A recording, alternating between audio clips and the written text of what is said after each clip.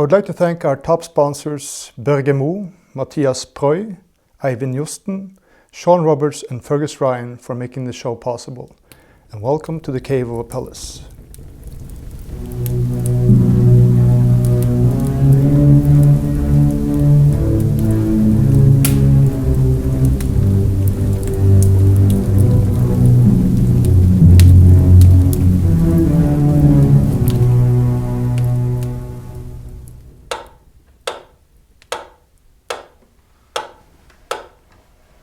Have you ever wondered why classical music always seems to be performed too fast in the concert halls? Wonder no more. Tonight's guest is a Belgian organist and pianist who challenges the modern performance practice of Beethoven, Chopin and other composers. His point is simple. Their own metronome numbers have been misread as indicating twice the original speed, making pianists reliant on physiotherapy in their attempts to follow painstaking speeds, even the fastest falling short. Among his numerous reconstructions are Beethoven's Fifth Symphony and Moonlight Sonata, at first appearing shockingly slow. But on closer inspection, could it be that only a return to the original tempi can release the true emotional potential of the Western musical canon? Wim Winters, I am so happy we can make this happen. I'm glad to be here. Thanks for having me. And for the nice introduction, by the way. I'm glad you approve. Should we just start off? Well, I reveal that you're a pianist and an organist, but... and a clavichord player. And a clavichord player. Actually, he's a keyboard player. In the 18th century, you were supposed to play on all instruments, organ and pianos. You had pianos, clavichords, harpsichords, so... Yeah, you're a keyboard player. In a sense, yes. Yeah, it just sounds a bit strange if I say it in the introduction. Yeah, I know what you mean. Yeah. Okay, but your channel, Authentic Sound, is the reason why we invited you here. So give us some overview of what that channel is about, and yeah, we can start from there. That's a very interesting and difficult question to answer. So I started Authentic Sound in 2014, primarily actually to record some pieces that I played on my clavichords, and then for that reason YouTube was just great. You as a musician, I mean, you guys, you paint, and when you've done your work, there is something that is there for eternity. Like you have the proof of your work. When we musicians work on a piece, it vaporizes, it's gone. So I recorded some of those pieces on YouTube and then got some response, and some, of course, many people that were interested in the clavichord. Is a very small world. And that evolved a little bit. Like a few years further, I always wanted to have a fortepiano for Beethoven.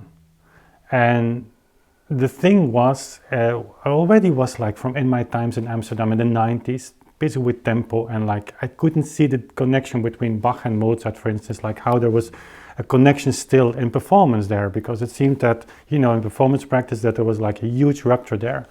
And so when the pianoforte arrived, or was supposed to arrive, I had the choice either to just play the music of Beethoven as I thought, or I wanted to play it, but then be quote-unquote accused for not knowing what I was doing, or just also connect that to the background of that, of the reasons why I did that. It was a huge decision, but I took it anyways. And so the channel today has music from Bach to Beethoven and beyond, with a lot of explanation videos, so to say, about the performance practice. Yeah, but because that's at least the later years have been your focus. How should it be performed? And then we're talking about how fast. Well, in the performance practice in general, you have a lot of aspects that you can change, and many things it's very fascinating to research. But in many aspects, you have different options: ornamentation, fingerings, accentuations. And it's fascinating to see how performance deal with that, both in mainstream and what we call HIP, which is historically informed performance practice. But there's one element that is, and I've learned that in Amsterdam with my teacher, my late teacher, Jacques van Nootmessen, that tempo, the choice of tempo is for every musician critical. And if you just continue that line of thought, if it is true, and it is true for a musician, I mean, you will not hear Andras Schiff play a Beethoven sonata one evening different from another, and it's not because he's a boring musician. You come to a certain balance. All aspects in the performance come to a certain balance, and once these aspects match, you have a beautiful performance. But if you change your tempo, even slightly, this whole puzzle of elements becomes like shattered all over the place. You have to find a new balance. And so my teacher Jacques van Noordmesse always said, like, when you change the tempo, even slightly, you change everything. And so if that is true, how much more important is it to really find what Beethoven had in mind or Chopin had in mind? And guess what? We know that because they embraced the metronome. Finally, they had something to really show or to mark their pieces with an exact tempo. A metronome is just a frequency in minutes. And the strange thing is, but the conversation will lead to that of course, if you interpret those metronome marks literally, then you come to speeds that are beyond comprehension. So then introduce the term single beat, or explain what that is, because it's quite essential. Well, a single beat reading is, if you, for instance, we have here a metronome with the weight in reverse position. It's not mine, so should say that. No, there is a theory actually that this makes a difference. If you read if you put the metronome weight upside down, but it doesn't make a difference. It should be the opposite way. Okay. But it doesn't matter. If you just have a metronome mark over metronome here, then you can say, okay, imagine that this frequency, which is, I have to read, it's 80, you would say you have 80 quarter notes. Then in single beat, every tick would be the duration of one quarter note in the music. Mm-hmm. In whole beat, what we call whole beat, we take the full swing, which is still used today by physicists. Like if they count a pendulum swing, they don't count like 1, 2, 3. They count like 1 and 2 and 3, which is interesting, this concept, because when you wait until you return to the first point, you have actually a subdivision of it and you feel the tempo. This thing was called the Zeitmesser, Taktmesser.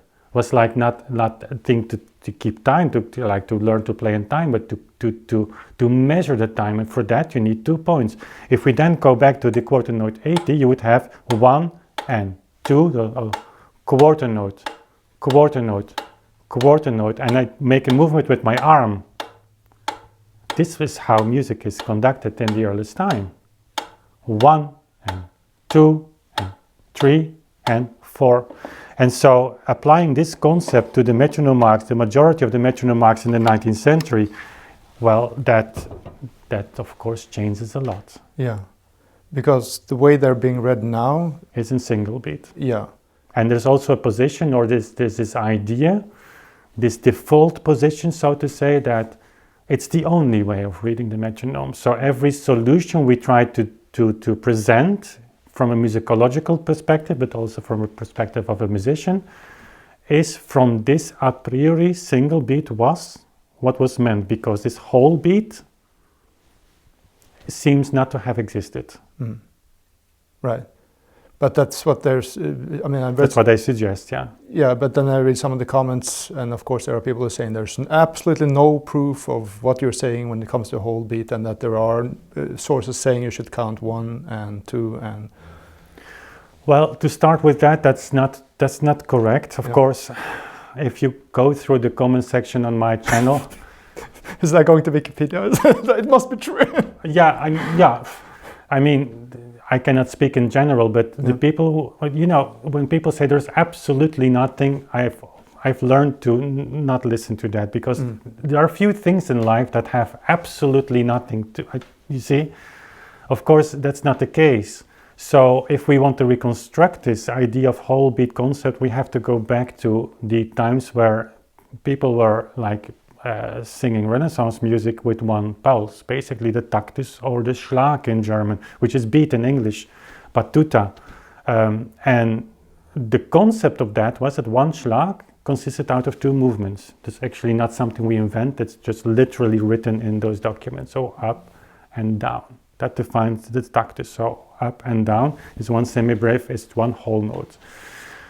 If you continue that practice, and that to the 19th century, then of course you come in the 19th century where the metronome was introduced as a mechanical pendulum, still using the same, maybe not terminology, or yes, terminology, yes, but not in the need to explain that there are not so many treatises, perhaps, that say like literally a metronome should be used like this, in the way I explained it like that. Mm-hmm. There are, but more importantly, if you want to reconstruct something that was in that time, simply understood, you have to start by looking at the metronome marks itself. And so even, we're writing now a very thick book, actually, hopefully be published next year, but even without any historical explanation, the metronome marks have a truth in itself, because it's a stupid ticking machine that gives so many ticks per minute as you indicate it to tick. Mm. And so if we fail to match those tempi in, I'm just making up a number now, like very carefully, like in 50%, I think it's much higher, but let's say 50%, I will not be wrong in that. If we match to play today, then we have a problem, right? Mm. So even if we wouldn't have anything that supports this theory, there would not be another solution, right, from a logical perspective. And so, okay, can you sort of hum an example of how a piece would sound in single beat and whole beat, so we get an understanding of what actually the difference is? If you can sing 15 syllables per second, you are the single beat guy and I will be the whole beat guy, right? No, it's like when I talk with people about this, like in real life, you have nice conversations. But what is very clear is that even at a very high level, people seem not to have given this a real thought. Like if I explain them that the problem is really big, they say, yeah, but maybe some metronome marks are there that we cannot reach. No. There are thousands of metronome marks we cannot reach, and they are so ridiculous that, I mean, we have to start thinking about this fundamental problem. For instance, one of the famous bundle of etudes is Czerny's Opus 299, which was written for students for gaining finger speed. The first etude is just a famous scales like every pianist knows that. Well, he indicates a speed of 14.4 notes a second. I mean, I don't know if you can imagine what 14.4 notes a second means. Just try to tick 14 times in a second. Even if you play that in whole beat, not very many students will be able to do that. Yeah, on a conservatory level, yes. After 5 years of practicing, we're still talking about like almost 8 notes a second, which is the limit of a Viennese piano. Right. Because that's also a thing here, that these metronome marks from the 19th century were on different instruments. Yeah, so if you would consider the Viennese type of piano, and basically every piano in that sense, also the Viennese pianos had a different action than the English pianos, for instance. So, but in general, what the pianos didn't have was this double escapement. So on the Steinway, you depress a note, you lift the note 3 millimeters, and you have again the possibility to strike another note. Okay. That didn't happen on the Viennese piano. You have to lift the note completely, and then you go down again. So only from the perspective of repetitions, so repeated notes, there is not a single etude by Czerny and by others written, even Beethoven faster movements, that can be played on a Viennese piano if you consider these repetitions. Only that. So this notion, like, I would be happy to explain all the theory and all the sources that we have that supports this, but the notion that I always say, like, to people when they really go in against what we want to, of what we just try to explain, like, the burden of proof is not on our shoulders. If we would have a stage with a metronome and 200 scores, we would be able, on this side, on the whole beat side, to play all the 200 scores with no problem. Well, the Hammerklavier Sonata of Beethoven will still be difficult, I can tell you that. Not a lot of people will be able to play that. But on the other side, I can guarantee you that of these 200 scores, at least 100 will be impossible. And if we can make the selection 200, like 100%. And so still today, the default position is that of the other side. It's not correct. Well, I mean, I have to say... Understandable, but yeah, not correct actually. I mean, this is one thing that you do in your videos, that you're able to use quite a bit of humor to illustrate this point. And I mean, well, one of the things you do that is to show actually how they fall short of that single bit standard. I mean, can you say something about that? Because that's I gave a lecture in Germany, I think 1 year ago, and I was thinking, like, how can I really visualize this? And I used the performances made by Cyprian Katsaris, which is a famous Greek pianist. He recorded, I think, in the 90s, or I think like that, somewhere there, like the transcriptions made by Franz Liszt of Beethoven's symphonies. And we are doing, like my colleague Alberto Sana and I, we are going through all the symphonies also, but in four hands in the transcription of Czerny, by the way, Liszt's teacher. It's very interesting. But we did some comparison with, for instance, the 8th Symphony. Last movement is like one of those movements of which all conductors, everybody says, like, this is just crazy. Like the violin players need to play 17 repeated notes at the beginning in single beat, which is, yeah. So how is Katsaris doing that? And we listened to the recording, we said, like, oh my God, this is unbelievable. And it is, like, the technical level, what he performs there is just, I mean, I can enjoy that. Like, it's like sports almost, like it's the highest you can reach. But then we check, it was much too slow. So luckily we live in a digital age, we can speed up. So when you speed that up to the actual tempo, you have this feeling of this Charlie Chaplin movements, you know, but then on even a higher speed, so then you hear and you feel like this is physically not possible anymore. But in Germany, I used something else. I said, listen, and of course everybody starts to laugh then. It's just funny if you hear that. Well, it is, yeah. But then I said, like, listen, the problem only starts now. And it became very silent. Because how? This is already problematic. I said, no, because we know from so many sources that people played in the 1840s much faster than what the composer had in mind. There are some famous stories, I can share them if you want. But so we have to assume that before a generation of critics that came, like, and were confronted with a young generation of musicians in the 1840s, it starts already earlier, but then it really spiked. Before they made comments publicly in, like, important journals and magazines, like, guys, you are just murdering the music of Mozart. Before you do that, we're not talking about 5%, right? We're talking about 20 and even more percent.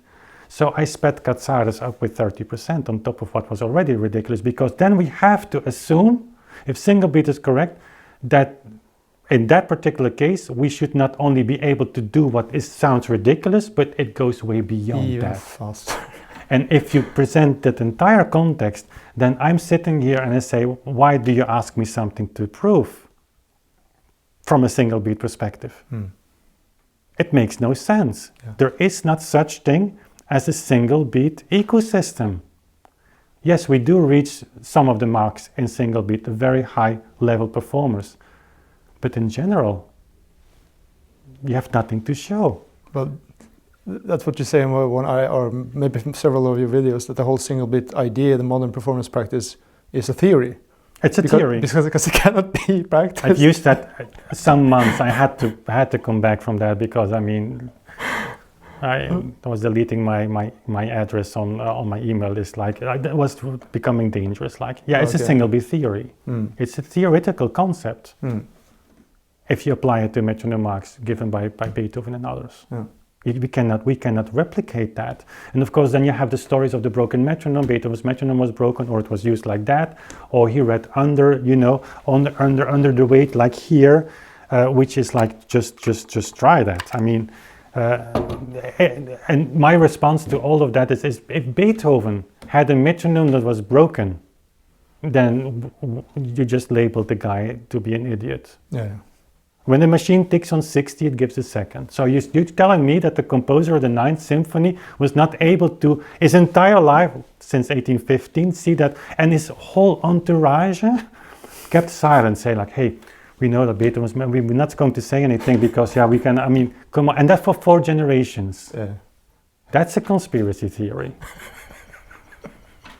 And so it doesn't make sense. A metronome is the easiest thing to use. Yeah. And if you compare that with what you can actually read about a metronome and the metronome marks. I was once talking to actually a professor, I'm not going to name names, of course, but it doesn't matter if he was a professor or not, someone. He said like, yeah, what is a metronome mark? He said, yeah, what's a metronome mark? What else can a metronome mark be than an actual tempo indication? Yeah, but is it a precise tempo indication or not? Say, what is a metronome mark?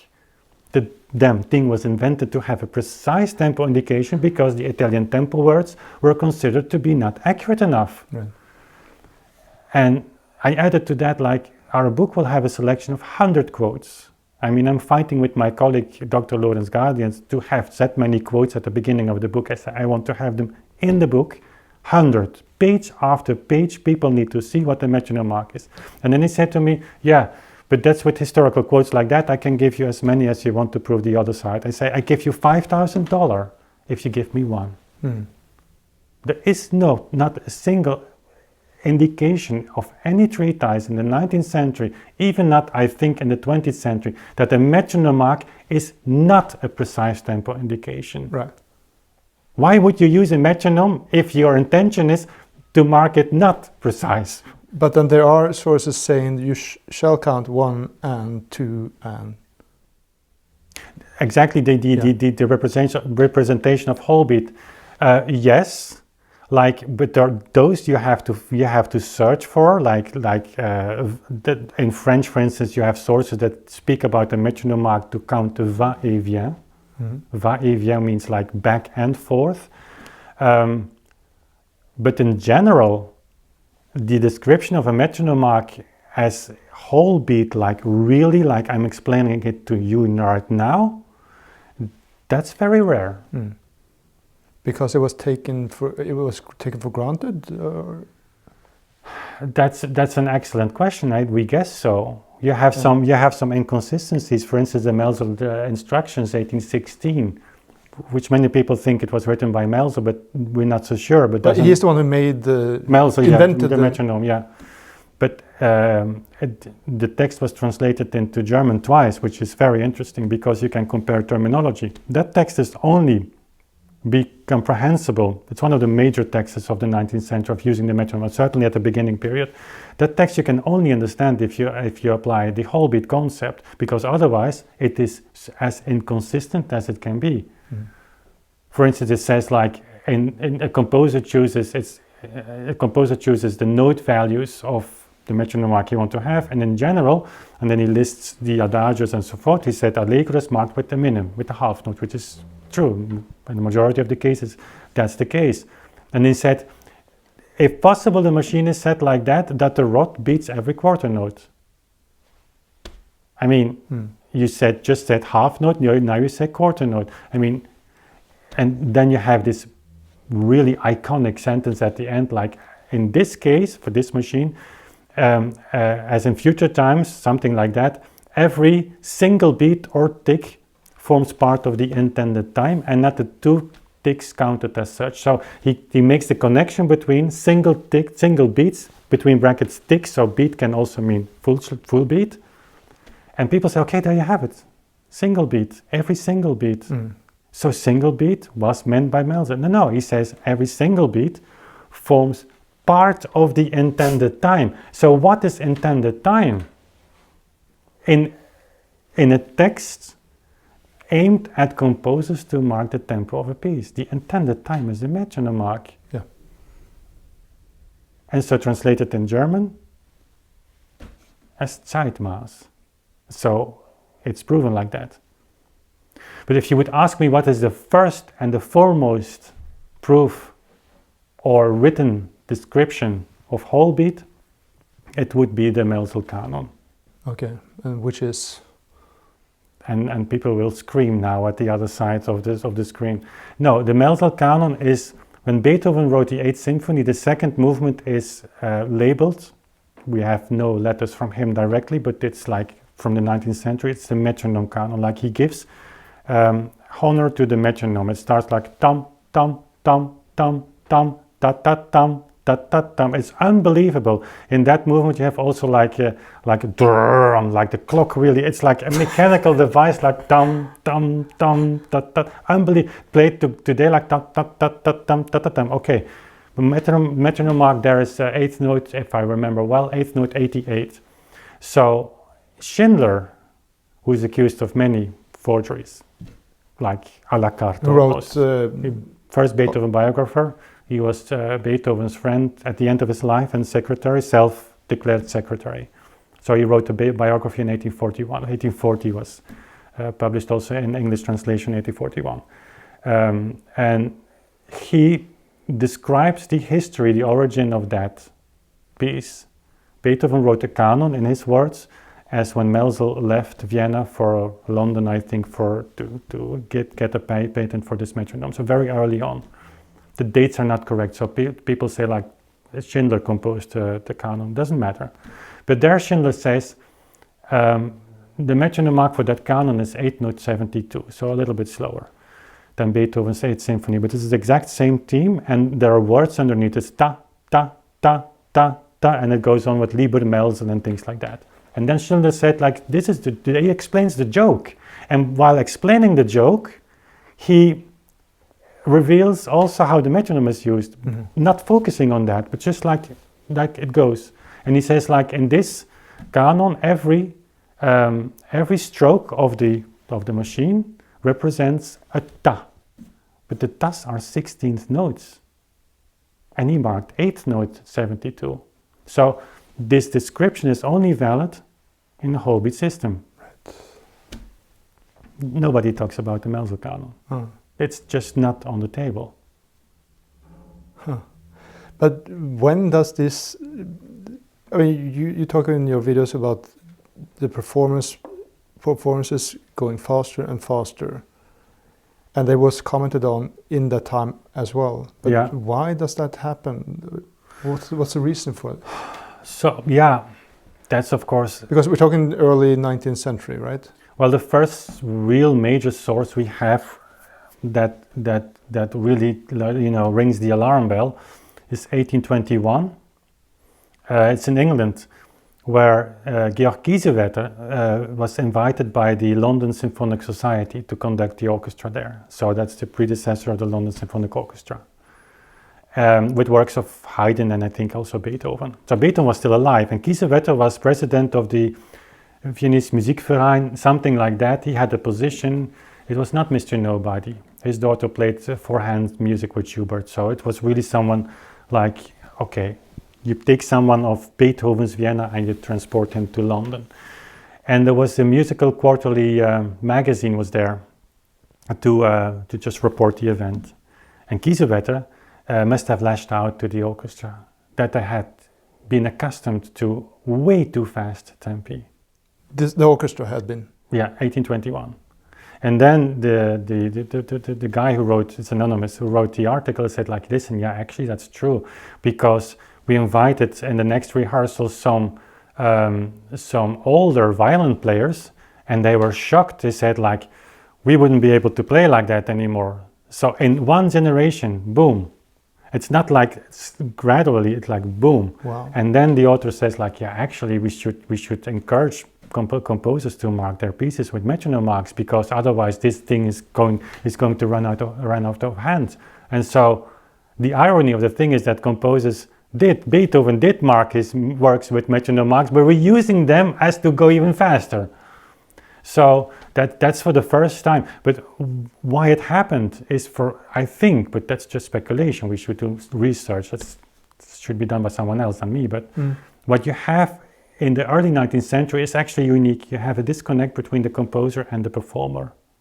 Like Beethoven was not anymore like Mozart. He came in Paris and he wrote a new symphony that he conducted or he played in the orchestra.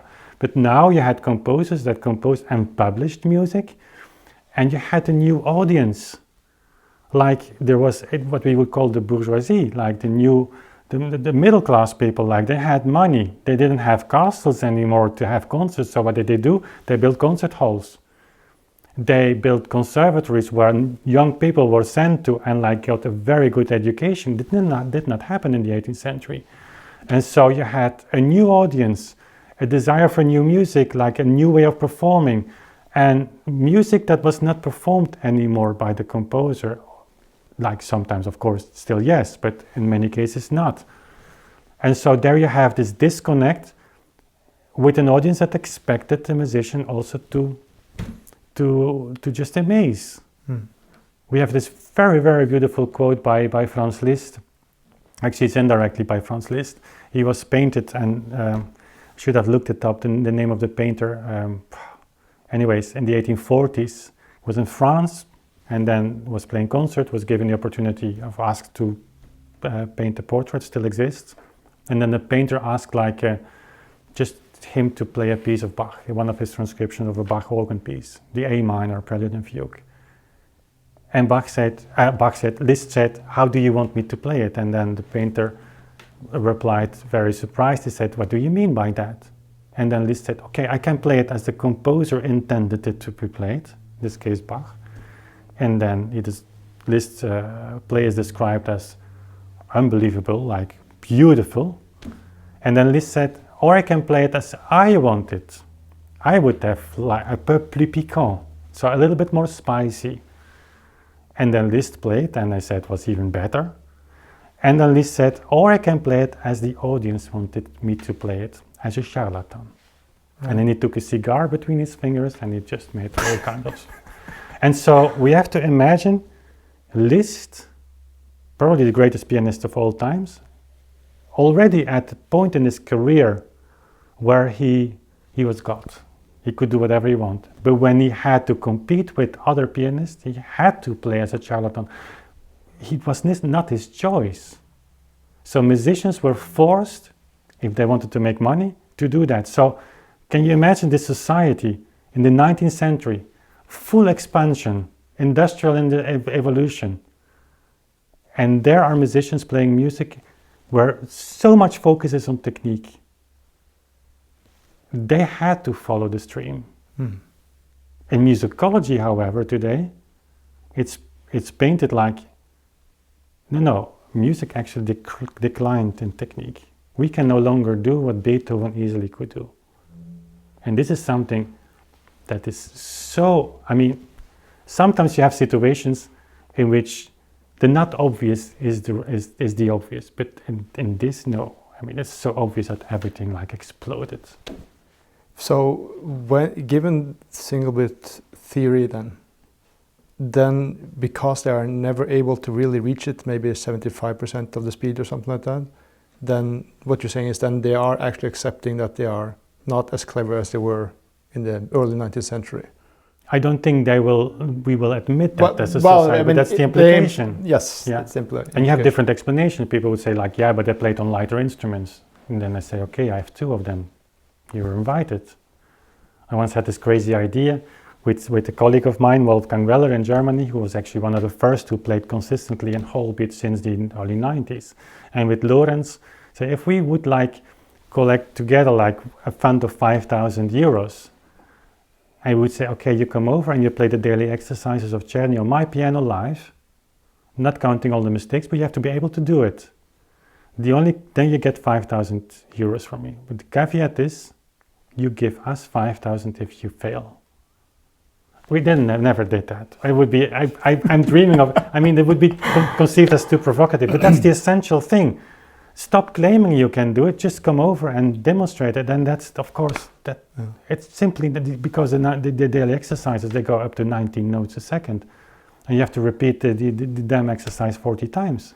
Okay, so say something more. I do think you touched upon it, but just be really clear.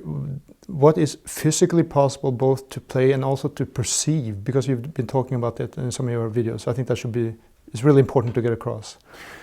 So that's of course a point that cannot be determined by me, but also not in a scientific way, because some people are capable of doing more things than that. But if we talk about the highest, capacities of pianists today, or violin players, I mean, the Guinness record of piano playing is 15 notes a second. And it's a guy on a Steinway grand piano hitting the B flat and the A like, which actually means he makes 7.5 repeated notes a second on a piano with double escapement. So 7.5 notes per second, miraculously, is also the top level of repeated notes we would have in whole. I mean, it's unbelievable. 15 notes a second, I mean, you cannot, this is not representative of scales, but you could have, okay, scales, what is the maximum capacity? I think when I would say, like for a short run, like 10 or 12 notes, you can reach 15 notes a second, that's it. If you have to be consistent, like page-long exercises, then the top players will be able to reach 12 notes a second, but not for minutes. Yeah, there is one video where you show another video of a pianist trying to do that in a very short run, and try to it was Lang, I mean, the famous pianist, like he played on his Deutsche Grammophon, like he has this beautiful album, like the pieces that he played as a student, I think, and the Opus 299 number 1 is there, which is marked 108 half notes by Czerny, 14.4 notes a second, we talked about it. He plays it at 88, something like that, which is far below. And of course, when I mention that, people say, yeah, but if he wanted really to do that, I mean, come on, come on. That's But then he demonstrated that piece in the interview, like in the promotional video, and he starts at 92. And it's fascinating, he stops. And if you look closely, it's not me to tell, but he stops because he ran out of. What happened is not his fingers, it's this. I mean, your brain cannot be reproducing all those impulses so fast. So therefore I say like 12 notes, 15 notes a second is possible. Why? You can oversee like the beginning and the end. You can say, okay, I want to play this fast, but then it stops. You need a refresher here. Like you're done. So it's not just the mechanical function of the fingers. Yeah, no, though your nerve and muscular system have limits too, huh? So it was very instructive for me to see. So, and then I compared that with other sources where people tell about their students and it's unbelievable how that matches historical maximum limits. Like throughout history, 10 notes a second is often mentioned as the maximum what people can play and still hear. And at the end of the 19th century, you have a very beautiful source, Oscar Reif. He was a student, I think, from Tausig. He was from Holland, but he lived in Berlin. And he participated in a research experiment where the researchers wanted to know how many notes a professional musician still can hear from a cluster sound. They had like a circle with organ pipes that they were blowing, and they could spin around like in a certain speed. So after how many notes a second, those professional musicians would not be able to anymore write down the chord, but would perceive it as one note. And they came to the conclusion that was around 12 notes a second. And so Reif, he took it, he died very young, he didn't finish his experiment. He did it with the experiment with his students, and he came to the conclusion like 12 notes a second is really the maximum. Right. That's below what I was saying now. And then he also mentions, like, I've heard Bülow, I've heard Tausig, some other pianists, I don't remember who it was, like 3 of the biggest one, and he said, listen to them, in very short runs, they reach maximum of 12 notes a second. Let's say that, okay, but 12 notes a second, how is that possible? In 1899, couldn't these people read metronome marks? I mean, we're not talking about 1 or 2 metronome marks, but the most, like Czerny Opus 299, it's one of the most famous pieces. It starts way above that. And so, yeah, that's strange. Which then only makes sense if you read it in whole bits. Yeah, and my implication is then, if we would have this Mr. Reif here, who would say, like, what do you think of that metronome mark? He would probably say, yeah, you just take 2 takes for 1, that is of the old days. I'm like, stupid, do you think that we can play 15 notes a second? That's obvious. And also this 10 notes a second is interesting still today. If you read recent studies about like how many impulses can we actually perceive before we lose rhythmical patterns is 10 notes a second. If I play a rhythmical pattern faster than 10 notes a second, you wouldn't be able to tell if it are triplets or 16 notes. It just merges. There is a limit in what we can absorb. Yeah. So, and that also has some other practical implications. I mean, I think it's worth talking a little bit about the consequences for pianists. I mean, mentioned, of course, learning from your videos, this thing about needing a physiotherapist to be able to play. So that it's not just about, oh, we have to be true to Beethoven. It has some practical consequences. Absolutely. Well, coming closer to Beethoven's intention or another composer, it's your choice. Huh? I mean, that some people perceive that I want to impose that. No, I mean, but before you can make a choice, you need to be able to reconstruct what potentially was in the mind of that composer. So that's setting the floor by a tempo implication, by a tempo reconstruction.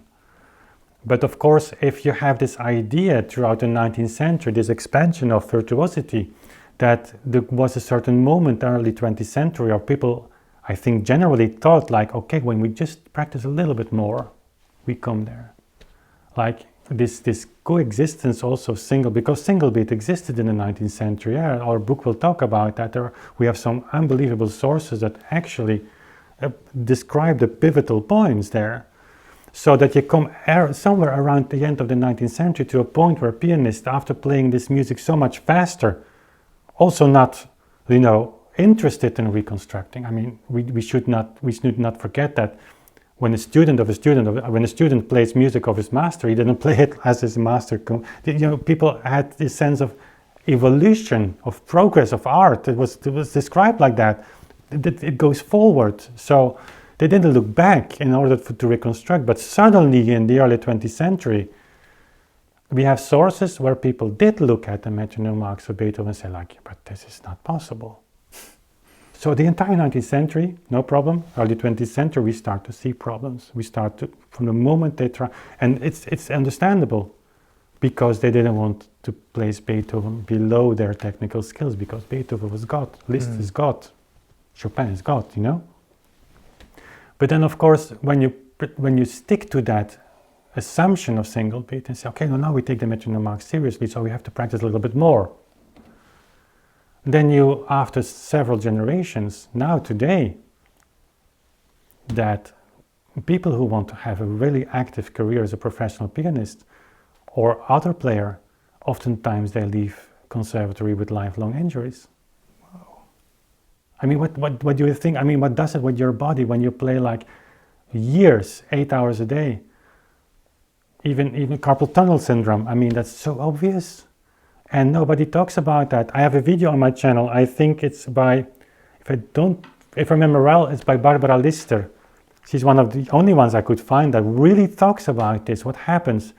Also isolation, that musicians feel bad because they cannot play like they should play.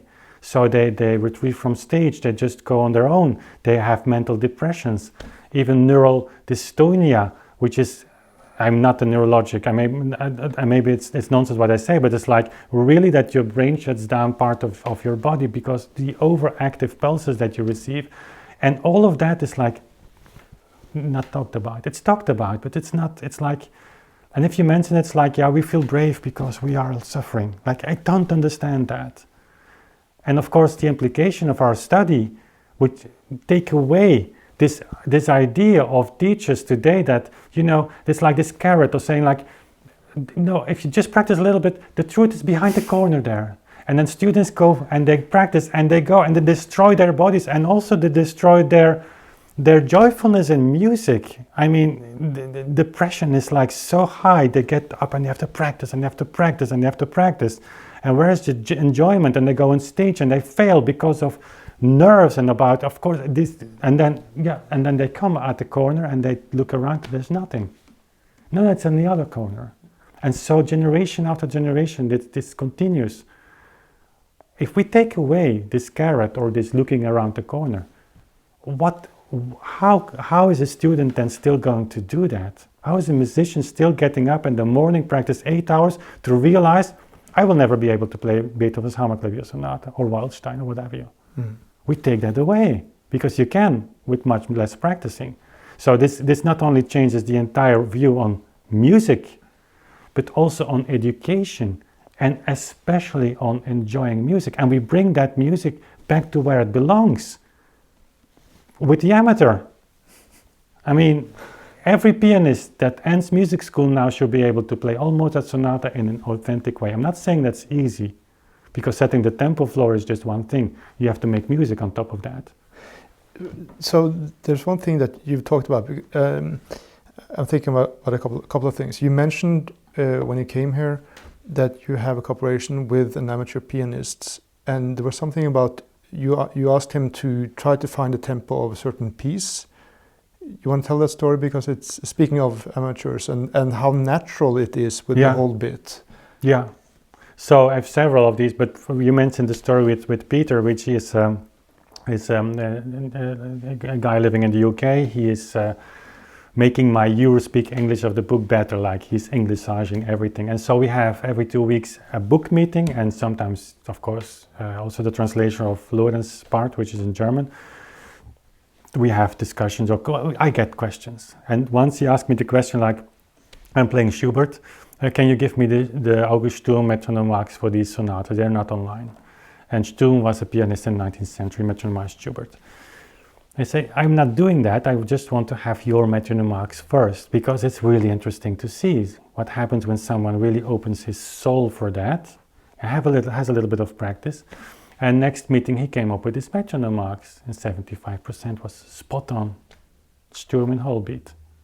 I'm not saying this is a miracle, miraculously happening, or this is that there is a secret. It's just we respond very natural to this. And if you are 5% higher or slower, that doesn't make a difference. But it happens time after time that people, when they are have a little practice in this, they start to really feel these authentic tempi like spot on. So does that relate to, this is something I haven't quite understood yet, but there's some connection between the metronome and our heartbeats, basically. Like, what's that connection? Well, the heartbeat was it's a natural rhythm for us that comes naturally. Well, between the heartbeat and the metronome, maybe not as such, but the heartbeat was the first and the oldest takt keeper, like the tempo indicator. Like back in the days, the heartbeat was taken as the normal pulse, and so that evolved into a system where you have, and I'm skipping a lot of information now, but if you go into the 18th century, you have, like, for instance, common time, that's C or full 4, when Bach uses that for his first invention, for instance, that everybody knows, da do do do do do da pom pom. That is a textbook example of a tempo ordinario, which means the normal tempo for that given time signature, which is around 60, the second for the quarter note. It's not something that is up for debate, that is accepted by everyone. It's also described as such. And this natural tempo, you can go a little bit faster if you have an allegro feeling. Bach not always indicates that, a little bit slower, but it's around that. And when you go to the metronome era, when Czerny, for instance, marks the inventions with tempi as he heard Beethoven play, we suddenly have a tempo not any longer of da di da di da di da. We have a tempo like suddenly our heartbeat more than doubled. He gives 138 for the quarter note. And so that's coming from the notation, but that's a really complex matter, for which I would have really need a whiteboard to explain. If you come from notation and the tempo ordinario and a natural tempo, and you go to the metronome time, there is no connection anymore. Then you have to really assume that on the day that Melzel introduced the metronome, all tempi doubled. Yeah, but you're laughing, but that's really the implication. Yeah. I want to have an answer to why that happened. Certainly when Czerny marks these pieces for beginners as easy pieces, and he says, like, I'm giving metronome marks, going back in time, guys, remember that Bach played slower than we did. I mean, unbelievable. Yeah, I think it's fascinating on the other hand as well. Because if I continue the story, if you go a little bit further, we have also 19th century descriptions of this normal tempo, which is again 1 second for the quarter note. So not only Czerny and all the metronome guys spiked here, But this tradition just continue on this level. So I would say like, okay, what happens if we apply whole beat? Oh, but then Czerny comes also here. Right. So you have many. I often compare it with a painting, or like of which we don't have all the pieces. Let's imagine that the painting is converted into a puzzle, and we have only a few pieces. Every piece of the puzzle that we reconstruct with whole beat fits in that whole, you know. And so you can feel if you have little aspect on its own, it's meaningless, but in the entirety, it just fits into the entire picture. And it doesn't happen with single beat. Yeah. Then you have to say like, okay, yeah, but Czerny probably, he wanted to give metronome marks because he wanted to attract students that had the impression that if they studied with Czerny, they could learn to play that fast. I'm not making this up, this is a real musicology standpoint. Like these high metronome marks, yeah, of course, they didn't play them. You had only the score of Czerny, and I say, oh my God, I want to learn to play in half note 108. If I go to Vienna, he can teach me that. I mean, that kind of explanations, I'm not saying it's not possible, but it's not the most obvious. Right. But there are, I mean, you talk about also some other sources that have heard, who was it who heard Don Giovanni? Tomacek, and because someone invited him and others to write down the notations or the tempi that they could remember. Exactly. Right? Yeah. That's Gottfried Wilhelm Fink in 1939, I believe. Fink was chief editor of the, I believe, the Berliner Allgemeine Musikalische Zeitung. He was very high in esteem. So, and in 1839, he was like fed up with the system. He said, like, guys, I can take this any longer. And he wrote a piece in which he completely destroyed his generation of musicians. He wrote literally almost, I'm translating from German, he said, like, Mozart is being killed the way you play it. What happens? And the whole article is like, if you want to contextualize that and say, okay, in a context, like modern musicology wants us to believe, where everything slowed down, how do you explain that? Yeah, even only that article. And what he wanted to do, he said, like, listen, Mozart didn't have a metronome mark, but we have one now, and there are still older people living who lived in Mozart's time.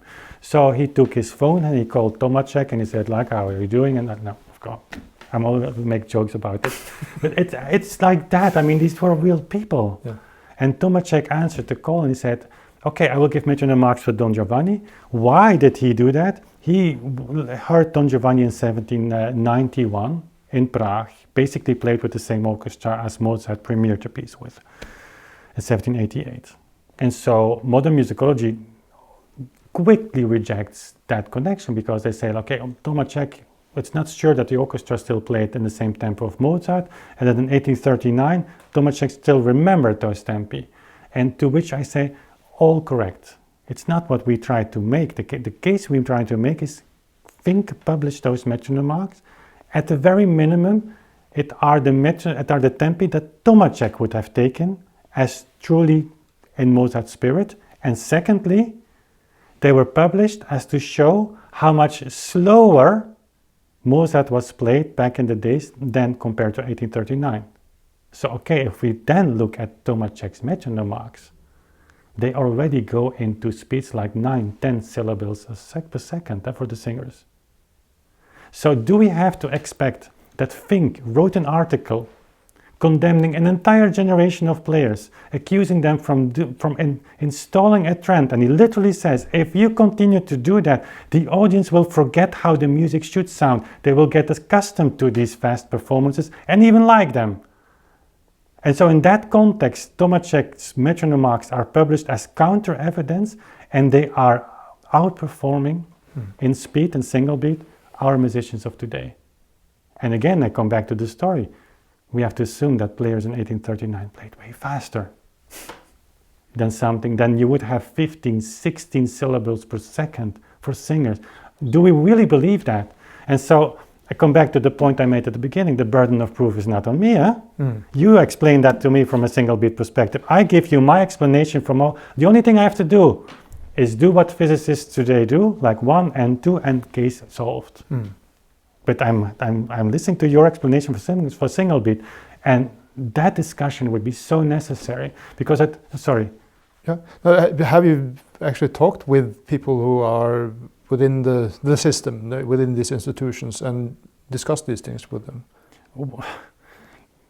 Yes, not in detail. I would really love that. The discussions on internet, of course, are very difficult, even with people that should do better. I mean, people with a position that should do better. I mean, in this case, Tomacek, I mean, I've asked these questions on Facebook in the Historical Informed Performance group. The next thing I knew, I was kicked out of the group. Anyways, it was a waste of time, I think, anyways. I mean, it's of course not on online that you're going to find a group. But anyways, if you talk to people, the logic of what I explained you now is nobody looks at this from this way.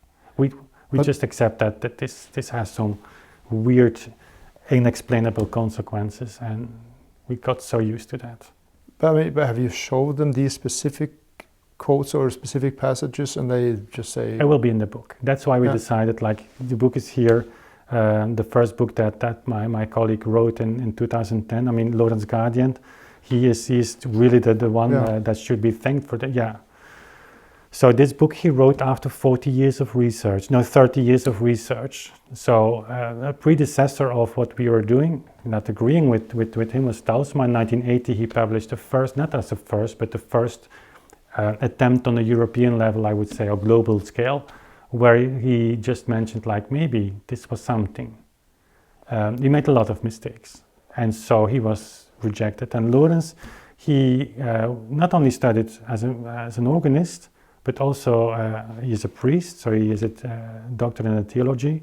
So he said, like, if this is true, we should do some terminology research. There should be evidence of this. And so he worked 30 years, like really a priest. Only a priest can do that. I published this book, which is groundbreaking. And it's also the reason that we met, because at the beginning you have actually, or there is someone, here's the first letter I received, 2010, from him. Oh, nice. Where he sends the book to me. And we were drawn to it, I mean, connected to each other thanks to the clavichord that I play. He's a clavichord player too. And I played, of course, long story short, he came over. For 7 years, I was rejecting his theory. So I have full sympathy with people listening now and saying, like, this all doesn't make sense. What did not make sense to you? Well, I accepted the fact that the fast movements should be like half, that we should say, because it made sense. But for the slow movements, it didn't work for me. And his groundbreaking thesis is like for the slow movements as well. So the slow movements, adagios, they're saying if you play them half the speed, it would be, you would get a melody. I said that to him. 7 years. I really became a friend, and every year he came to spend a week on holiday. We played nicely on the clavichord for hands, and he said, "Sollen wir einmal versuchen? Shall we try one?" I said, "Okay, just and then." And then I was playing one day, I remember still the moment, it was like this aha-erlebnis. I was playing Mozart's 6th Sonata, D major, the last one of the München sonatas. There you have a beautiful adagio, elaborated with notes, with small notes. And I checked my tempo, what I've learned from my teacher, it says metronome, by the way. And I said, okay, 50 for the 8th note. Ideal tempo. And I checked the Moscheles tempo. Moscheles was a contemporary of Czerny, also a friend of Beethoven. He marked a lot of Mozart and Haydn and Beethoven works. 8th note 100. And then I had a moment of silence. I said, okay, but there's no possibility. If you have ornaments on 32nd notes, that you're going to speed up that much. And I thought, like, maybe I should give it a real try. And this is so interesting, because what happened then is not that I saw the light. I just gave it a try. Right. And I realized for 7 years I didn't give this a try. So what do you mean, didn't give it a try? I assumed that it wouldn't work. And so I played a slow movement even when he was there, Lorenz. And because I didn't believe in it, how can you make something work as a musician if you don't believe in it? But that's fascinating. I mean, did you actually play it in double beat, or whole beat, but you didn't really hear what you were playing, or like? I was just bored. Yeah. I think I said to him, this, you cannot be serious. I mean, this doesn't work. And then he played. So it's more your expectations. Expectation, but also I often say to people like, listen, if you want to give this a try, you have to shut down your brain in the sense of finding the solution. It's like a scientific method. You have procedure A, you have procedure B. You have to go through that 1 month. Procedure A is single beat. You've tried that. Just get rid of that. Can come back to that. You have procedure B with this whole beat, which means the coming month or week would be nice already. You're going to play in whole beat and assumes it is the correct theory. And you do everything in your power to make the music work. After 1 week, but certainly after 1 month, you will not go back to procedure number 1 because you have fixed everything. But the problem is that many musicians today, they say, okay, I want to try, but it doesn't work. What happened is they played and they checked A and B and A and B and A and B. Like, oh, B is too slow. Yeah, then A must be the solution. No, A is not possible. Then and so you cannot mix both. You cannot find a solution while trying. You have to decide up front what are you going to take and then do it. And that's what happened with me. I said like, listen, I'm just going to play 1 month without thinking. And then the angels were singing. I'm not joking. Yeah. There was a universe. I was so angry at myself, like, because everybody is struggling like it's a big word, like you're finding this balance in pieces. And okay, a little bit that. I have pieces where I marked like 50 metronome marks because one day this worked done. But now I can take Beethoven's tempo. Can you imagine how powerful that is? And I don't have to compromise. The only thing I have to do is put all the sliders, all the parameters as a musician need to do, accentuation, dynamics, touch, what have you, to bring it in balance with what Beethoven had in mind as a tempo. Liberating. But that also moves into the question of what are we losing, or what could we gain, rather, to speak positively. What could we gain through whole beat, our experience as audiences when it comes to this music? I'm 100% convinced that when we could present, for instance, the Beethoven symphonies, but other works as well, we can talk about Schumann, we can talk about Schubert, it doesn't matter, that the audience will simply love it. The only thing we need to do as an establishment is tell the audience you're entitled to like it. I get so many comments like, I like your Beethoven so much, but yeah, of course we know that it's not as supposed to be played. And so people don't give themselves permission to even like it because, yeah, we have this, and that's good, we have this feeling of coming close to what Beethoven intended. I mean, why wouldn't we? And so when you really come there, imagine what happens. Imagine tomorrow, Carnegie Hall would announce Beethoven symphonies conducted by Beethoven, wouldn't you go? And that's the real question we would want to be answered. We are trying to reconstruct that concert by just giving you information about the basics. When Beethoven spoke friends who went to concert with his music, guess what his first question was? How were my tempo? How were the tempo of my pieces? If they were respected. Exactly, because it changes everything. So what can whole beat mean? I think it can revive the entire classical music. And I know what I'm saying is like very big, but I think it's no less than that. A while ago, I had a friend, and it's older than me, very culturally educated. And he had an invitation to go to Beethoven's 5th Symphony in Antwerp. And I was on the phone and said, I have to go because I have to go to Beethoven's 5th. I said, what?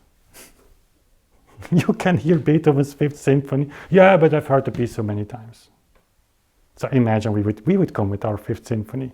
It would not only be new, but I can guarantee you, we can listen to it 25 million times in 1 week and you wouldn't get bored. Because what happens is that everything humanizes. You can actually hear all the notes. You can feel all the harmonies. It's not like some fast impulses that just pass by you with some harmonic references. It's real harmonic power. If we would be like Fifth Symphony, if I could conduct that, and it would be like ra-pa-pa-pam, I would have the attention of the people, right? Instead of ra-ta-ta-tam, ra-ta-ta-tam. Okay, we have that thing. Now we go. I mean, the music becomes so much more. I'm not saying that we don't have great performers. I'm only so often accused on you telling that Pollini is wrong. No. Yes, if Pollini claims that's the authentic Chopin he played, because I'm sure it was not. But it's a great performer. I mean, come on. But I think we could revive the music. Every piece we touch is a premiere. Never heard. All Brahms symphonies, all Schubert symphonies, all Schumann symphonies, entire work of Chopin, entire work of Schumann, everything. Everything is new. Economically, this makes sense as well, huh? Even if it was fake. Yeah, it should lure a lot of audiences. And institutions. I mean, is classical music doing so great? I don't have those signals.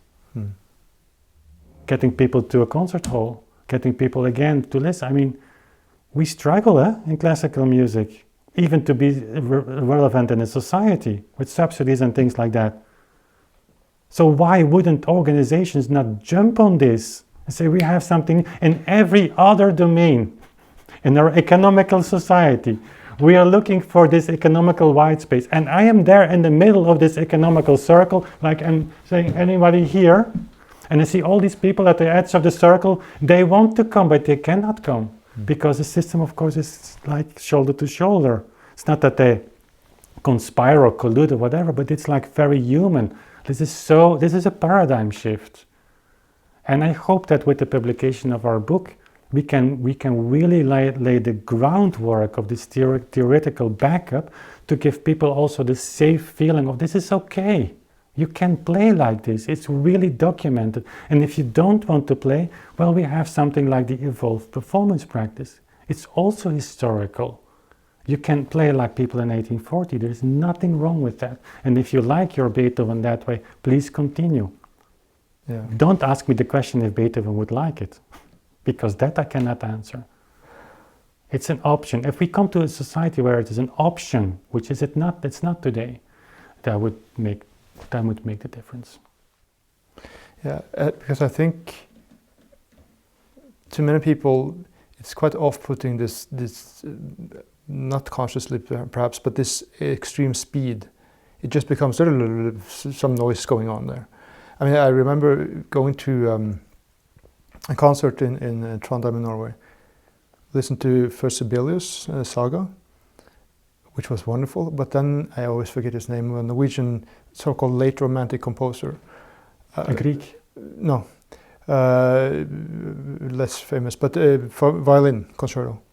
And it was so strange because it was romantic music, tonal music, but then it was like, it was like she was holding a rock guitar. Yeah. And the strange thing was that it was almost not even tonal anymore.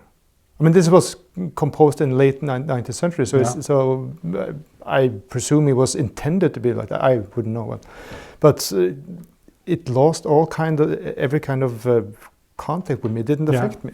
It probably was not intended to be like that. I mean, we took that what happened at the end of the 19th century to like we are 1 century further than that. Listen to old recordings. I mean, it's totally different world. Okay. So people often say like we have recordings by students of Chopin. And I say like and you claim that it's authentic. We even have those recordings and we don't play like that anymore. So imagine those people not having the recordings of Chopin and you say that they played like Chopin. It makes no sense. Yeah. This constant evolution is also a fear of ending that evolution, like really going back in time. I really sometimes think like we are not ready to this on a level that we uncompromisingly put our own taste and our own habits and our own human being as an individual musician aside and say, no, I'm totally in service of Mr. Beethoven.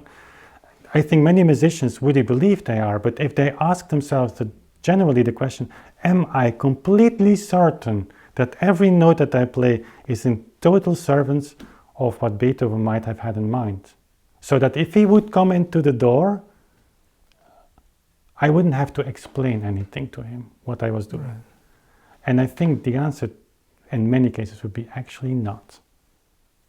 But is there a reaction to, because I can recognize a lot of things within the field of painting, so is there that reaction that, well, if you want to play exactly like Beethoven did, that's because you don't dare to experiment with the music and find your own style and all of these art cliches that come in?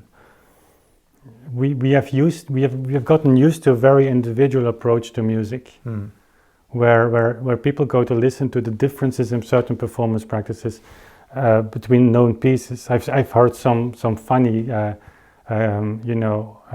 on YouTube, some funny videos where they took, like say, fragments of 10 seconds of a certain piece. I don't remember, where was Beethoven Sonata, I don't know, of 10 different pianists, and they could paste it together and it would still sound as one performance. It's like so unified.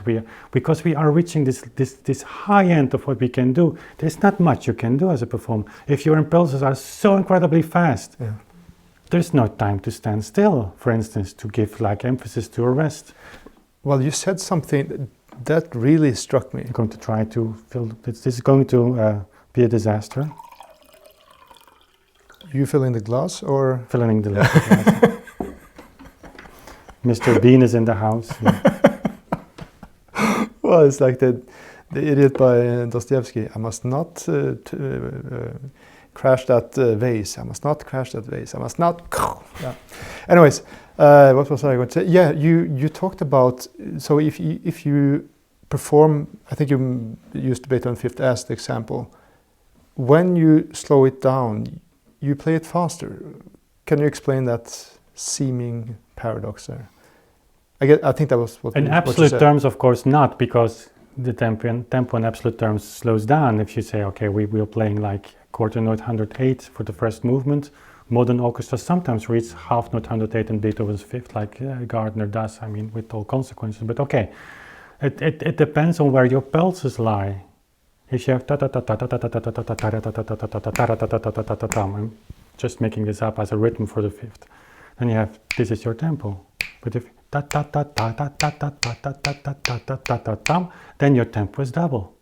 While in absolute terms, it's slower because we take a slower metronome out, but what you feel in terms of accents and pulses that you get more impulses than when you play slower, because your lines become bigger, your gravity becomes bigger. So, and in a way we are reconstructing the fast Beethoven. It's true. Sometimes we are playing the symphonies and Alberto and I like, what, this is so insanely fast. Of course we are so in the system that we forgot about how the music is played outside our little bubble, of course. But you have this impression like, this is really presto, it's not possible to play it faster. Also because we want to listen, we want to hear all the impulses, we want to have every theme entrances. So it's crazy sometimes. So you sort of get more sensations because you have time to feel, recognize what's happening. You can absorb everything, as if it is written like that. But that's, you laugh, but I mean, we have so many moments that you cannot record that, you cannot write that down, where you say, okay, but this really that piece of the puzzle, this comes together, and like, of course, this of course moment, so many times. But of course, it's not an argument. When people want an argument, it's like, have you a source on whole beat in the 19th century? Okay, I can come up with the Melzel canon, the Melzel instructions, and things like that, and other sources. There's some fascinating story about the earliest human record. I didn't browse it on YouTube. The earliest recording of a human voice. Oh, yeah. So we could talk about that. That's a fascinating story. But these moments where you say, okay, this makes so much sense. It's not proof, but it's actually the proof. It's what it is about. We don't have these moments like, oh, what could Beethoven have meant? No, every time like this, oh yes, now, okay, the picture is complete. I'm blessed. I mean, there is some pressure from, of course, the academic world, and which I totally can understand. What we are doing, Thomas Kuhn, he wrote a book, and someone mentioned that on it's not that I read so many stuff, but he mentioned that in the comment box. You should read that book. It's a guy who invented the term paradigm shift, Like in the 60s, he wrote a book like Scientific Evolution. Things I even don't know the title, but I bought the book and I saw some quotes there. And he says, for instance, like, when you really want to make a fundamental change, that change has to come from outside the academic world. Because if you are inside the academic world, you have to work with the pieces that are presented to you by your previous generation. In a way, you are puzzle solvers. So a real paradigm shift throughout history always comes from outsiders. And when I read that, I felt so relieved, but because let's be honest, I am not trained as a musicologist. Lorenz, yes, he is. And I learned a lot from him. I mean, I had to. I had to level up in this sense. So, but it needs to come from there. I understand that within the academic world, this is difficult. But this paradigm shift will come. I mean, it's A, so enjoyable, and B, it makes so much sense. And the idea is so easy to explain. You just take 2 ticks for 1. And all the problems are solved. Pedaling. How many pianists use a pedal indicated, for instance, by Chopin? You need the pedal to have this constant impulse. The pedal is your saver for fast tempi. Solved. Fingerings. Who applies historical fingerings? I don't know many, if any. Solved, you can do all of that. Pianists, pianos, they work for every repetition. Metronome marks, you can play all of them. Clavier, still difficult. Still difficult, yes. You see, it's fascinating. Wow, this has been really informative, and I can only urge people to check out your channel, Authentic Sound, for more in-depth videos on all these subjects. And Wim Winters, thank you for coming to the KO Palace. It was a pleasure. And thank you for watching. Remember to head over to kopalace.com/subscribe and become a member today. I'll see you next month.